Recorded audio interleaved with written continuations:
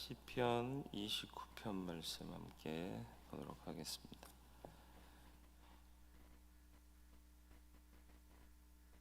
시편 29편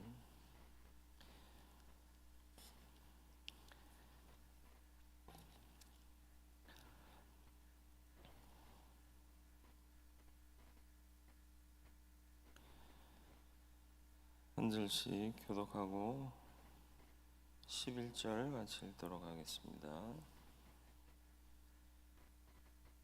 너희 권능 있는 자들아, 영광과 능력을 여호와께 돌리고 돌릴지어다.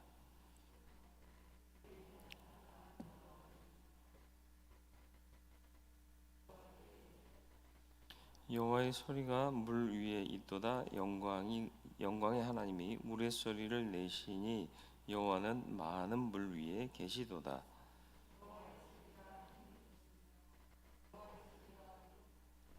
여호와의 소리가 백향목을 꺾으시며 여호와께서 레바논 백향목을 꺾어 부수시도다.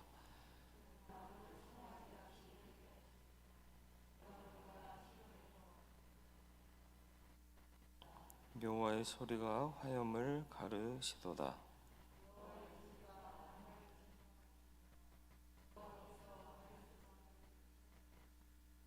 여호와의 소리가 암사슴을 낙태하게 하시고 삼림을 말갛게 벗기시니 그의 성전에서 그의 모든 것들이 말하기를 영광이라 하도다.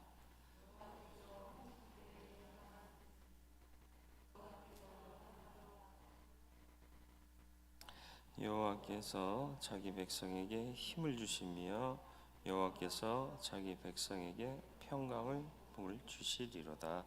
아멘. 오늘의 29편의 시편은 자연 속에 나타난 하나님의 놀라운 능력과 섭리를 찬양하는 시입니다. 이 시를 통해서 시인은 말씀뿐 아니라 말씀을 특별 계시라고도 하는데 일반 계시인 자연을 통해서도 하나님의 섭리를 깨닫고 그 영광을 찬양할 수 있는 믿음의 도전을 받아야 한다라는 것을 강조하고 있습니다. 대자연 속에 나타난 하나님의 은총을 먼저 찬송하고 있습니다.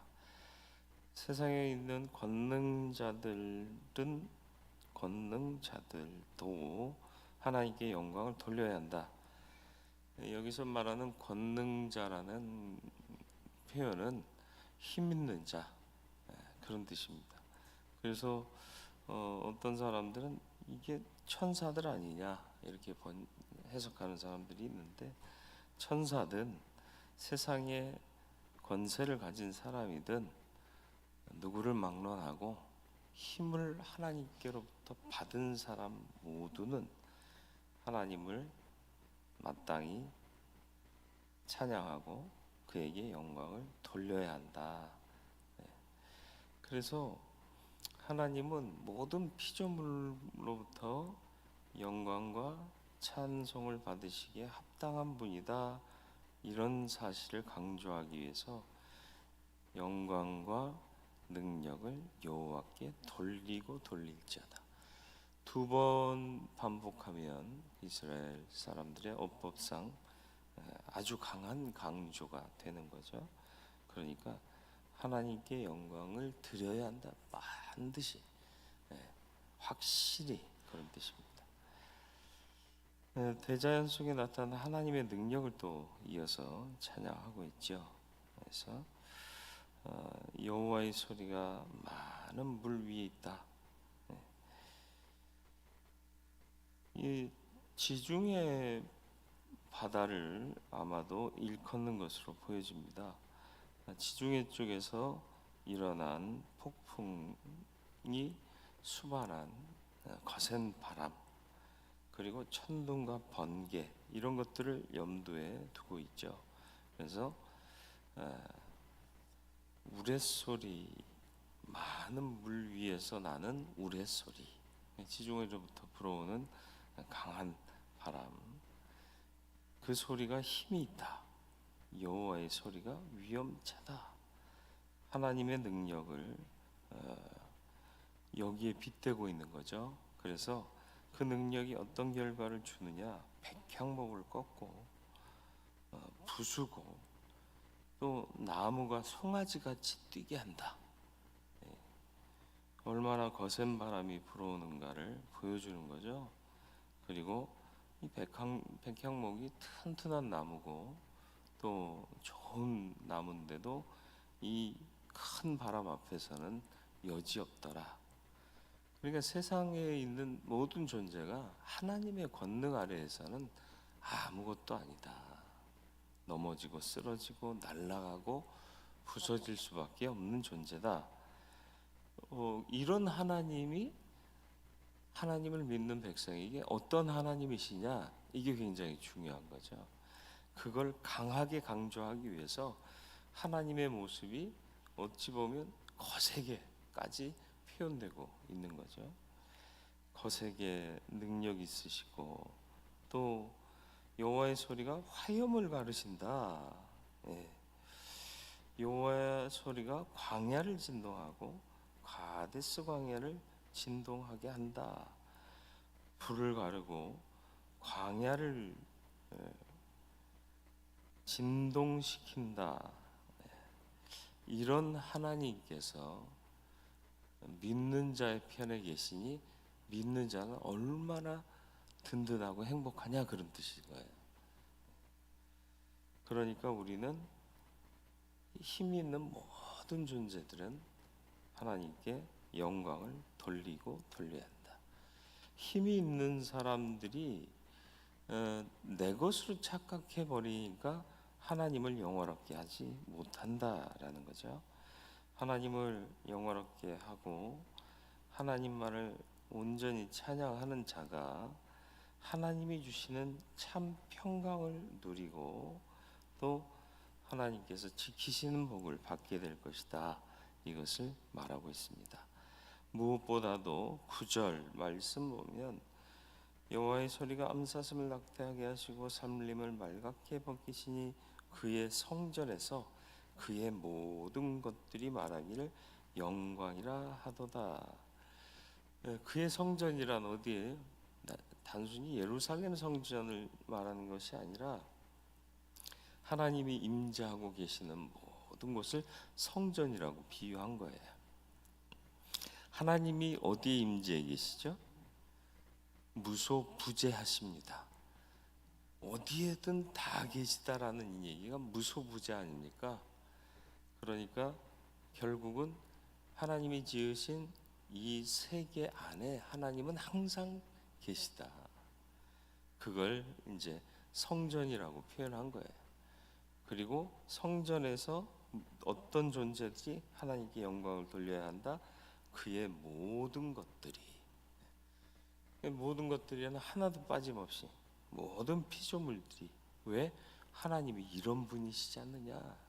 그리고 그래서 그 위엄과 권능을 본 자들이 찬양하면 그대로 하나님께서 11절 말씀, 자기 백성에게 힘을 주시고 여호와께서 자기 백성에게 평강의 복을 주실 것이다. 10절 말씀은 창세기에 나타난 대홍수를 상상하게 하는 말씀이죠. 여호와께서 홍수 때 좌정하셨으며 여호와께서 영원하도록 왕으로 좌정하시도다. 이 창세기의 홍수는 인간이 어쩔 도리가 없는 완전한 하나님 편에서의 전적인 역사였던 거죠. 대홍수 아니더라도요, 우리가 장마철에만 봐도요, 홍수가 일어나면 인간이 어떻게 할 수가 없어요. 다 쓸려가게 되고 뒤집어지게 되고 지형이 바뀌게 되고, 그런데 그 가운데서도 하나님은 흔들림 없이 좌정이 계시더라. 세상은 난리가 났는데 하나님은 아무 문제 없으시다. 이런 하나님을 믿으면 그 하나님이 믿는 자에게 힘과 평강을 주신다. 우리 성도들의 능력과 평안의 근거는 오직 하나님 의지할 때입니다. 하나님을 의지할 때 우리는 하나님께 합당한 영광과 찬양을 드리는 존재로 있어야 한다. 그건 하나님을 하나님 그대로 인정하는 것입니다. 우리가 하나님의 능력을 가지지 못하고 평안이 없이 불안과 초조 속에 살고 있다면 과연 정말 내가 하나님을 전적으로 의지하는 믿음으로 사는가를 점검해야 된다. 성도들은 하나님만 의지하는 삶을 살아갈 때 하나님께서 힘도 평강도 주셔서 세상의 모든 일에서도 승리하게 하실 줄 믿습니다. 이 믿음이 우리 안에 있기를 주님의 이름으로 축원을 드립니다. 하나님은 정말 모든 것의 주님이시고 권능의 하나님이시며 또 우리를 보호하시는 아버지 하나님이십니다. 놀라운 권능의 하나님을 우리가 믿고 의지하기에 그 힘을 얻고 또 평강으로 보호받고 살아가는 줄 믿습니다. 우리 안에 불안이 있습니까? 능력의 부족함이 있습니까? 하나님을 전적으로 의지하며 하나님을 찬양하고 주께 영광 돌리는 삶을 살고 있는지를 먼저 점검하게 하여 주옵소서. 하나님 한 분만을 전적으로 신뢰하고 의지하고 찬양하는 삶을 살 때 하늘의 힘 또 평강 우리에게 허락하여 주시어서 형통의 복을 이루게 하실 줄 믿사오니 하나님 의지함에 전혀 부족함 없게 하도록 우리의 믿음을 더욱 견고케 하여 주옵시고 또 주님을 늘 영화롭게 하기 위하여 경배하고 찬양하고 영광 돌리는 믿음의 삶을 살게 하여 주시어서 오히려 하나님의 권능을 내가 힘입어 더 크게 승리하고 더 큰 영광 드러내는 선순환의 삶을 사는 성도가 되게 하여 주옵소서. 오늘 하루도 주의 영광을 드러내는 삶을 살아가도록 성령 하나님 힘주시고 또 인도하여 주옵소서. 예수님의 이름으로 기도드리옵나이다. 아멘.